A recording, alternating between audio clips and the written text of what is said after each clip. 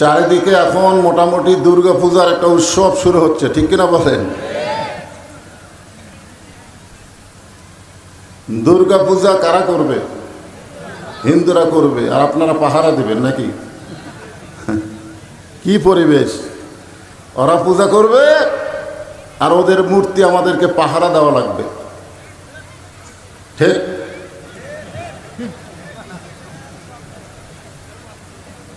আল্লাহ কোরআনে বলেছেন, আমা ইয়াবতাগি গায়রাল ইসলামা দীনান ফালা ইউকবালা মিনহু। ইসলাম ছাড়া অন্য কোনো জীবন ব্যবস্থা কেউ যদি গ্রহণ করে, আল্লাহ বলেছেন কখনোই তা কবুল করা হবে না। আল্লাহর কাছে একমাত্র পছন্দনীয় ধর্মের নাম কি? ইন্নাদ দীনা ইনদাল্লাহিল ইসলাম। আল্লাহ দয়া করে রহম করে সেই মুসলমানের ঘরে মুসলমান হিসাবে কবুল করেছেন। এজন্য খুশি না বেজার? আল্লাহ কিন্তু বলেছেন লা তামুতুন্না ইল্লা ওয়া আনতুম মুসলিমুন, মুসলমান না হয়ে মরো না। তার মানে মুসলমানের ঘরে জন্ম নিলেই মুসলমান হয়ে মরা যাবে না। এই কারণেই কিন্তু আল্লাহ বলেছেন মুসলমান না হয়ে মৃত্যুবরণ করো না। আমরা মুসলমানের ঘরে জন্ম নিয়েছি, একদিক দিয়ে আমরা আগে আছি। এখন আমাদের ভবিষ্যৎ কি? আপনাদের ভবিষ্যৎ কি? হাসিনার ভবিষ্যৎ ছিল 141 সাল। হাসিনার গ্রুপের ভবিষ্যৎ কি ছিল? 41 সাল। আপনাদের ভবিষ্যৎ কি? না, আমাদের সকলেরই ভবিষ্যৎ হলো মৃত্যু। জোরে বলেন কি? এই মৃত্যুটা কিসের উপরে মরা লাগবে? মুসলমান হিসাবে মৃত্যুবরণ করা লাগবে। এ কথা কার? আল্লাহ। তো আলহামদুলিল্লাহ, এখন আমরা মৃত্যুবরণ করি নাই, কিন্তু মুসলমানের ঘরে আমরা জন্মগ্রহণ করে তাফসিরুল কোরআন মাহফিলে আমরা বসে আছি, ঠিক কিনা বলেন? মা সাবাকা মিন হাসানাতিন ফামিনাল্লাহ। আল্লাহ কোরআনে বলেন, বান্দা বান্দির দ্বারা যখন কোনো ভালো কাজ হয়, এই কাজ বান্দা বান্দি করে না, বরং আল্লাহ করায়। আপনারা বলেন তো, কোরআনের মাহফিলে বসে থাকা এটা ভালো কাজ না খারাপ কাজ? যত গরমই লাগুক, গরম লাগতেছে আমি জানি। আল্লাহ কোরআনে এক জায়গায় বলেছেন, ওয়াবতাগু ইলাইহি ওয়াসিলা। কঠিন হাসরের ময়দানে আল্লাহ তাআলা আমাদেরকে জান্নাত দেওয়ার জন্য একটা ওসিলা খুঁজবেন। আপনারা মনে করেন না যে ভাঙ্গাচুরা আমল দিয়ে আমরা জান্নাত পাবো, এটা কখনোই মনে করা যাবে না। জান্নাত যদি আমরা পাই তো আল্লাহর দয়ায় পাবো। জোরে কোন কথা, ঠিক কিনা? তো আল্লাহ যদি সেই দিন একটা ওসিলা দেখেন যে চাঁপাইগঞ্জের গোমস্তাপুরের মাহফিলে আমার বান্দারা কোরআনের তাফসির শুনতে গিয়া ঘেমে গেছে, এই ঘামওয়ালা শরীরের জন্য আমি জাহান্নামকে হারাম করে দিলাম। যদি আল্লাহ এই সুযোগ আমাদের দিয়ে দেয়, তাহলে আজকের কোরআনের মাহফিলে বসা আমাদের লাভ না লস? ভবিষ্যৎ। লাভটা কি? ভবিষ্যৎ। অনেকে বলে, হুজুর আপনারা খালি ভবিষ্যতের ওয়াজ করেন, মরে গেলে জান্নাত, বেঁচে থাকলে খবর কি? খালি মরার পরের খবর দেন। আজকে শুধু মরার পরের খবর দেব না, আল্লাহর কোরআন থেকে বর্তমান প্রেক্ষাপটে আমাদের খবর আনতে হবে। জোরে কোন ঠিক কিনা? এই কোরআনকে বলা হয় খবরে ওয়াহেদ, 1 নম্বর খবর। কয় নম্বর খবর? বাংলাদেশে যত খবরের কাগজ আছে, সমস্ত খবরের কাগজে ভুল আছে, ধোঁকা আছে, গাঁজাখুরি আছে, আছে না নাই? কিন্তু আল্লাহর কোরআনের খবরের মধ্যে কোনো ভুল আছে? কোনো সন্দেহ আছে? কোনো গোজামিল আছে? কেমনে বুঝলেন? এই কোরআনে বলা আছে, মাশাআল্লাহ। এই বলা কথাটা আপনারা বিশ্বাস করছেন, ঠিক না? যার জন্যই তো আপনারা স্লোগান দিলেন, আল কোরআনের আলো ফুটিয়ে চালাবে। হ্যাঁ, কেন দিলেন? যে মানুষের তৈরি সংবিধান দিয়ে, 72-এর সংবিধান দিয়ে আমাদের বাংলাদেশকে সুন্দর করা যাবে না। বাংলাদেশকে সুন্দর করতে গেলে আল্লাহর কোরআনের সংবিধান লাগবে। জোরে কোন কথা, ঠিক কিনা? এটা বুঝবার পারছেন? যালিকাল কিতাব লা রাইবা ফীহি হুদাল লিল মুত্তাকিন। মনে করেন না যে কোরআনের মাহফিলে আবু জেহেল হেদাত পাবে, এটা মনে করেন না। আবু জেহেল কোরআন শুনবে কিন্তু কোরআন থেকে হেদাত পাবে না। হেদাত পাবে আবু বক্কর। জোরে কোন কথা ঠিক কিনা? সারা রাত দাঁড়িয়ে দাঁড়িয়ে কোরআন শুনেছে আবু জেহেল, সারা রাত। সকালবেলা গিয়া গল্প করছে, এত সুন্দর কোরআনের বাণী, রাতটা কোন দিক দিয়ে গেল আমি বুঝবারই পারিনি। দেখছেন সোনাল্লাহ খান কোরআনের পক্ষে কথা বলতেছে, এত সুন্দর কোরআনের বাণী। আমাদের বাংলাদেশে কিছু আছে যারা বলে আমরা শরিয়া আইনকে বিশ্বাস করি না, আমরা কোরআন দিয়ে দেশ চালাবো না।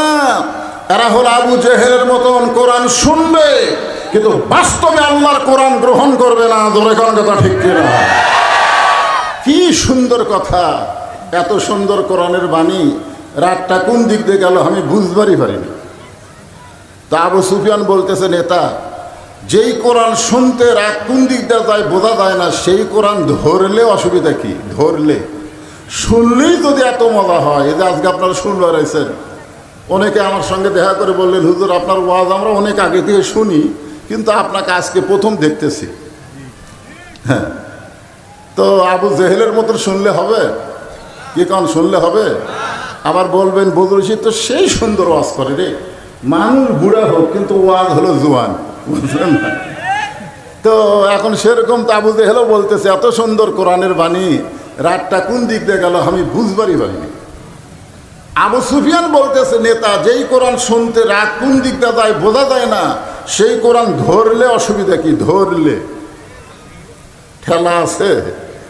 এখানে এমন অনেকগুলো মানুষ আছে যাদেরকে যদি কোরআন বলা হয় ধরো তো, তখন চিন্তা করবে কোরআন ধরার মতন পরিবেশ তো আমার শরীরের মধ্যে নাই। দেখেন আপনার এমন একটা শরীর, যেই শরীর দিয়ে কোরআন ধরবারই পারবেন না, কারণ লা ইয়ামাসসুহু ইল্লাল মুতাহহারুন। ততক্ষণ পর্যন্ত তুমি কোরআন স্পর্শই করতে পারবে না যতক্ষণ তুমি পবিত্র না হবা। যেই কোরআন ধরতে গেলে পবিত্র হতে হয়, সেই কোরআন যদি বাংলার মুসলমান গ্রহণ করে তাদেরকে আর পিছন দিকে তাকাতে হবে না। তোর কোরআন আফানা লাকা যিকরাক, আল্লাহ কবুল করে নিবে। জোরে বলেন কথা ঠিক কিনা? আসুন আমরা আল্লাহ শুকর আদায় করি যে আল্লাহ ভাগ্য গুণে আমাদেরকে এমন একটা নবী দিয়েছেন, তিনি শুধু নবী না, তিনি হলেন নেতা। তিনি শুধু কি না? নবী না, তিনি কি? নেতা। আবু জেহেল বলতেছে, আবু সুফিয়ান এই কোরআনকে যদি আমরা ধরি, এই কোরআনকে যদি আমরা গ্রহণ করি, তাহলে আমাদের ভুয়া নেতৃত্ব চলবি না। এটা ডাইরেক্ট কথা। আবু জেহেল বলতেছে কোরআনকে যদি আমরা গ্রহণ করি তাহলে আমাদের ভুয়া নেতৃত্ব চলবে না, আসল নেতা হয়ে যাবে আব্দুল্লাহর এতিম পোলা। আমার নেতা তোমার নেতা।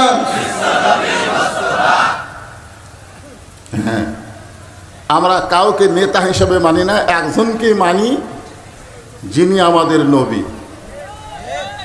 যিনি কি? নিদানে আখেরাতে তরাইতে পুলসিরাতে কান্ডারি হইয়া নবী পার করিবেন সেই তরণী। লাইলাতুল মিরাজে আল্লাহ নবী যখন জান্নাতের মধ্যে প্রবেশ করলেন, নবীর সঙ্গে একজন ফেরেশতা ছিলেন। সেই ফেরেশতার নাম হলো জিবরাইল। জোরে বলেন নাম কি? আর আমাদের সঙ্গে সব সময় কয়টা ফেরেশতা থাকে? আর নবীর সঙ্গে কয়টা? একটা। আপনারা হয়তো বলবেন, হুজুর নবীর দুই কান্দে দুটা ফেরেশতা নাই। না, নবীর কান্দ চড়ার মতন যোগ্যতা কোনো ফেরেশতার নাই। সুবহানাল্লাহ বলে, আরো জোরে কেন সুবহানাল্লাহ? ফেরেশতা জিবরাইল বললেন, ইয়া রাসূলুল্লাহ, আপনি যদি জান্নাত থেকে বের না হন, আল্লাহ আপনাকে জান্নাত থেকে বাইরে করে দিবার পারবে না। কারণ আমরা এমন একটা আল্লাহ পেয়েছি, লিমা তাকুলু মা লা তাফআলুন, আল্লাহ যেটা বলে সেটা করে। ঠিক কিনা বলেন? না খালি এমনি এমনি। আল্লাহ বলেছেন, সালামুন আলাইকুম তিবতুম ফাদখুলুহা খালিদিন। কেউ যদি একবার জান্নাতে প্রবেশ করে আল্লাহ তাকে চিরস্থায়ীভাবে জান্নাত দিয়ে দিবে। ওগো নবী, আপনি যদি জান্নাত থেকে বের না হন আল্লাহ আপনাকে বাড়ি করে দিবার পারবে না। সঙ্গে সঙ্গে নবী রাগ করে বললেন, জিবরাইল, যেই কথা একবার বলেছো এ কথা আর দ্বিতীয়বার বলো না। জিবরাইল কই কেরি, যে নবীর কাছে আমি আল্লাহর কোরআন নিয়ে বললাম, ওমা আরসালনাকা ইল্লা রাহমাতাল লিল আলামিন, আল্লাহ আপনাকে বিশ্ব জগতের জন্য রহমত স্বরূপ প্রেরণ করেছে। বিশ্ব জগতের মধ্যে জান্নাত আছে না নাই? এ কথা কোন আছে না নাই? বিশ্ব জগৎ খালি বাংলাদেশ? যেই নবী হচ্ছেন রহমত স্বরূপ নাজিল হয়েছে, আর সেই নবী এত রাগ করলো। জিবরাইল বললেন, ইয়া রাসূলুল্লাহ, আমি তো আপনার পক্ষে কথা বললাম, আপনি এত গরম হওয়ার কারণ? আল্লাহ নবী বললেন, জিবরাইল, আমি নবী আমার জন্যে না, আমি নবী হলাম আমার উম্মতের জন্যে। নবীর উম্মত কারা? দুর্গা পূজা যারা করবি তারা নাকি? আচ্ছা, আপনার পূজা করলেন না, কিন্তু পূজার বাড়ি দেখবার গেলেন, পূজার মেলাত গেলেন, চলবে? বুখারী শরীফের হাদিস, মান তাশাব্বা বিকওমিন ফাহুয়া মিনহুম, মান তাশাব্বা কওমিন ফাহুয়া মিনহুম। যে জাতকে অনুসরণ করবেন ওই জাতের সাথে হাসর নাসর হবে। তো এখন ব্যাপার হলো, আল্লাহ রাসূল বললেন, আমি নবী আমার জন্যে না, আমি নবী হলাম আমার উম্মতের জন্যে। আমি সেই দিন জান্নাতে থাকার জন্য প্রবেশ করব যেদিন আল্লাহ আমার সমস্ত উম্মতানিকে জান্নাত দিয়ে দিবে। সুবহানাল্লাহ। কারা কারা করলেন না? এখন বলেন, যেই নেতা জান্নাতের মধ্যে গিয়ে আমাদের কথা বলে না, আমরা সেই নেতার অনুসরণ করব যেই নেতারে ভোট দিলে সংসদে দেখলে আমাদের কথা মনে থাকে না, সব টাকা বিদেশে পাচার করে, ধরে এখন ঠিক না? আমরা কোন নেতার পিছনে ঘুরব? কতগুলো চামচা বের হয়েছে, আমার নেতার চরিত্র ফুলের মতন পবিত্র, নামাজ পড়ে না এক ওয়াক্ত, জোরে করে কথা ঠিক না? আমরা এমন নেতা মানি না, আমরা সেই নেতাকে মানব আল্লাহ যেই নেতা সম্পর্কে কোরআনে বলেছেন, লাকাদ কানা লাকুম ফি রাসূলিল্লাহি উসওয়াতুন হাসানা। যদি সফলতা অর্জন করতে চাও তাহলে রাসূলের আদর্শকে তোমরা গ্রহণ করে নাও। আমরা কোনো নেতার আদর্শ মানি না, উমুকের আদর্শ, উমুকের আদর্শ, উমুকের আদর্শ না, কারো আদর্শ না, একমাত্র আদর্শ হবে আমাদের নবী। জোরে কণ্ঠে। আমরা এমন একটা নবী পাইছি যেই নবী জান্নাতে প্রবেশ করবে না, আমাদেরকে বাহিরে রেখে আমাদেরকে নিয়ে জান্নাতে ঢুকবে। সুবহানাল্লাহ। খুশিরা বেজার? তাহলে জবান খুলে বলে আলহামদুলিল্লাহ। এই দুটো একই গেঞ্জি গাওয়াতে ঘুরতেছে, আর কি আপনাকে মাহফিলে রাজাকার নাই? হ্যাঁ,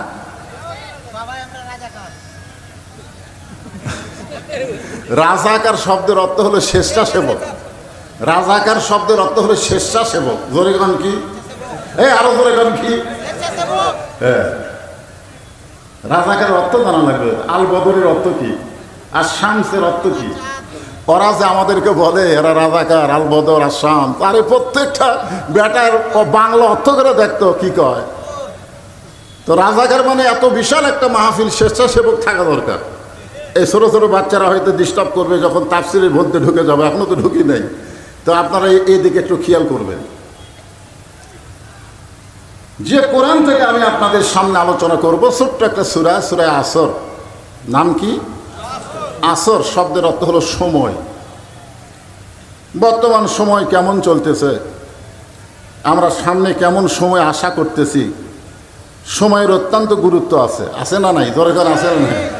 বর্তমান সময়ে একটা ছোট বাচ্চা কান্দে, দোয়া দরুদ পড়ে ফুঁক দিলে কান্না থামে না। বর্তমান সময়ে সূরা আয়াতুল কুরসি পাঠ করে পানির ফুঁক দিয়ে বাচ্চারে খাওয়ালেও বাচ্চার কান্না থামে না। এক সময় বাচ্চার মা বলতেছে এই সময়ে দোয়া দরুদ দেওয়ার কাম হবে না। বর্তমান সময়ে দোয়া দরুদ দেওয়ার কাম হচ্ছে না। কয়েক মাস পরে জিজ্ঞাসা করা হলো তোমার সন্তানকে আগের মতন কান্দে? কয় না, আর কান্দে না। তো কোন দোয়ায় কাম হলো? কয়ের বাপ একটা মোবাইল কিনে দিছে, যখনই কান্দে তখনই চালু করে দেয়, আর কান্দে না। বর্তমান সময়ে ছোট বাচ্চার হাতে মোবাইল দেওয়া হয়েছে, জোরে কান কথা বলেন না কেন? বর্তমান সময়ে যুবকদের হাতেও মোবাইল, বর্তমান সময়ে বুড়ারাও পর্যন্ত মোবাইল নিয়ে পাগল হয়ে আছে না নাই? একই বাড়িতে তিনজনের হাতে মোবাইল, তিনজনে খালি মোবাইল নিয়ে বসে আছে। এই একটা পরিস্থিতি বর্তমান সময়ে। সময়ের শপথ করলেন আল্লাহ, কারণ সময় অত্যন্ত গুরুত্বপূর্ণ। আজ থেকে ৪৮ বছর আগে এই সময় নিয়ে আব্দুল আলিম একটা গান গাইছিল। শিল্পীর নাম কি? মিশে মায়াই বন্দি থাইকা করলাম কত খেলা, পশ্চিমে তাকায়া দেখো তোমার ডুইবা গেছে বেলা। বেলা মানে কি? অনেকে বলে না আর বেলা নাই রে, আর বেলা নাই রে, মানে আর কি নাই, আর সময় নাই। আপনারা নিজের জীবনের দিকে খেয়াল করে দেখেন। আমার জীবনে এত বছর আমি মানুষের তৈরি সংবিধান দিয়ে চললাম, আগামীতে আর মানুষের তৈরি সংবিধান আমরা মানব না, আল্লাহর সংবিধান আমরা গ্রহণ করবো। ধরে কোন কথা ঠিক কিনা? অত্যন্ত গুরুত্বপূর্ণ বিষয় হলো সময়। এই সময় আমাদের কাছ থেকে ফুরে যাচ্ছে, আমাদের হায়াত কমে যাচ্ছে, আমরা প্রত্যেকটা ধাপে ধাপে মৃত্যুর দিকে অগ্রসর হচ্ছি। জোরে কোন কথা ঠিক কিনা? এই জন্য আল্লাহ তাআলা সময়ের শপথ করে বললেন, ইন্নাল ইনসানা লাফি খুসর। ইন্না মানে নিশ্চয়, ইনসান মানে মানুষ, লাফি মানে ভিতরে, খুসরুন মানে ক্ষতি। নিশ্চয় মানুষগুলো ক্ষতির ভিতরে। এটা একটা হলো। আচ্ছা, আল্লাহর এই কথা হলো? কথা ঠিক? আল্লাহর কথা ব্যাঠিক বলার লোক আছে? আমরা একটা গান গাবো, আদর করে মানুষ আল্লাহ বানায়া কেমনে দিবেন ক্ষতির মধ্যে ফেলিয়া। আল্লাহর যত সৃষ্টি সবচাইতে উত্তম সৃষ্টির নাম কি? আল্লাহ তাআলা মানুষের কথা বলতে গিয়ে 4টা শপথ করছে, আপনারা জানেন কয়টা? 1 নম্বর হচ্ছে অতীন, অজাইতুন, অতুরি সিনিন, ওয়াহাযাল বালাদিল আমিন। তারপরে আল্লাহ বলতেছে লাকাদ খলাকনাল ইনসানা ফি আহসানি তাকওয়িম। সুবহানাল্লাহ। অবশ্যই মানুষকে সর্বোত্তম আকৃতি দিয়ে সৃষ্টি করা হয়েছে। আল্লাহ যে মানুষকে এত ভালোবাসেন সেই মানুষ ক্ষতির মধ্যে পড়ুক, এটা আল্লাহ চায় না। জোরে কান কথা ঠিক কিনা? আল্লাহ চায় না। এই কারণে আল্লাহ বলতেছেন নিশ্চয় মানুষগুলো ক্ষতির ভিতরে। এটা বলে আল্লাহ আমাদের ক্ষতি থেকে বাঁচানোর জন্য একটা উপায় বের করে দিচ্ছেন। ইল্লাল্লাযীনা আমানু ওয়া আমিলুস সলিহাতি ওয়া তাওয়াসাউ বিল হক ওয়া তাওয়াসাউ বিস সবর। এখানে 4টা বিষয় আছে। জোরে কোন কয়টা? এই খুব মনোযোগ দিয়ে শোনা লাগবে, এদিক সেদিক মন দিলে হবে না তো। আপনার তাফসির মাহফিল নাম দিয়েছেন, তাফসির শুনবার গেলে একটু মনোযোগ দেওয়া লাগবে, একটু খেয়াল করা লাগবে। আমার মা বোনেরা যারা পর্দার অন্তরে বসে আছেন, আপনারাও একটু মনোযোগ দিয়ে শোনেন। এখানে 4টা বিষয়ের মধ্যে 1 নম্বর হলো ঈমান। যেখানে 1 নম্বর কি? ঈমান। আপনারা বোঝেন ঈমান কি? আমাদের গ্রামে একটা লোক আছে, নাম হলো ঈমান আলী। ওর নামই ঈমান আলী। এক লোকের নাম হজরত আলী, এক ওয়াক্ত নামাজ পড়ে না, নাম হজরত আলী, কিন্তু নামাজ পড়ে না। ঈমান আলী আজান দিলে ঘাড়ে কাজ করে চলে যায়। এখানে 1 নম্বর হলো ঈমান। ঈমান সম্পর্কে জিজ্ঞাসা করলেন সাহাবীরা, ঈমান সম্পর্কে হুজুর আমাদের ভালোভাবে বলেন। আল্লাহ রাসূল বললেন ইকরার বিল লিসান, তাসদিক বিল জানান, আমল বিল আরকান। এরই নাম হলো ঈমান।